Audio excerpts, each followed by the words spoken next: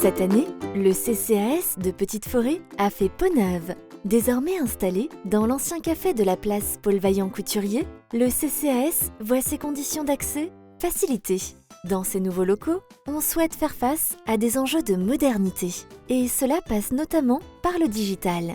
L'accueil du CCAS dispose dorénavant d'une borne numérique proposant de nouveaux services à la population. Il est très difficile aujourd'hui pour les administrés d'accéder aux organismes sociaux. C'est pourquoi nous avons fait l'investissement d'une borne interactive qui nous permet d'être en partenariat avec les organismes sociaux. Alors ça se passe comment?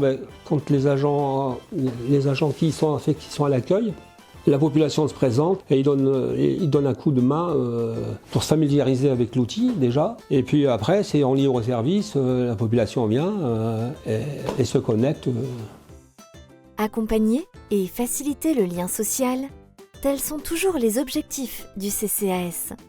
Et pour cela, l'épicerie sociale, véritable lieu d'accueil et d'échange, organise des ateliers pour ses bénéficiaires tout au long de l'année. Alors à l'épicerie sociale, on a à peu près une centaine de familles, où on a des familles avec des personnes seules, des familles nombreuses et aussi des familles monoparentales.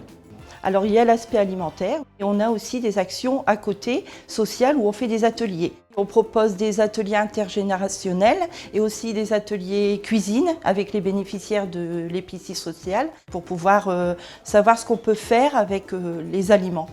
Le CCAS, c'est aussi un accompagnement des seniors pour lesquels sont organisés plusieurs événements. Le repas des aînés, des visites mensuelles, des voyages et des sorties organisées, la distribution des colis de Noël et plusieurs ateliers collectifs réguliers.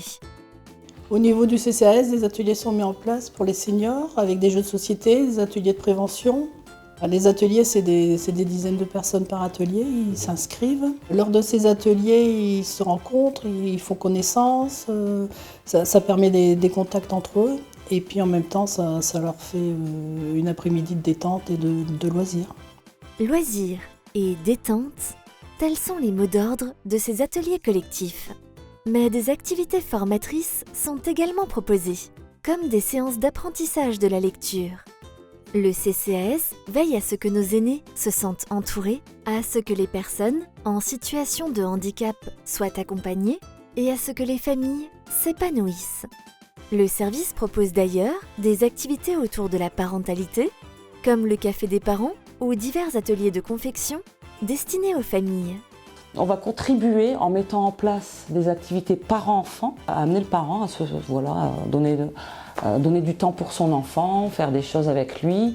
Ça va aussi travailler le lien, les rapprocher.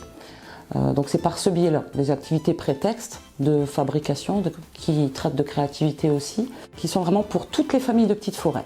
Disons que l'activité proposée, ça va être un biais pour aborder les émotions, pour aborder le jeu en famille. Ça va amener la discussion.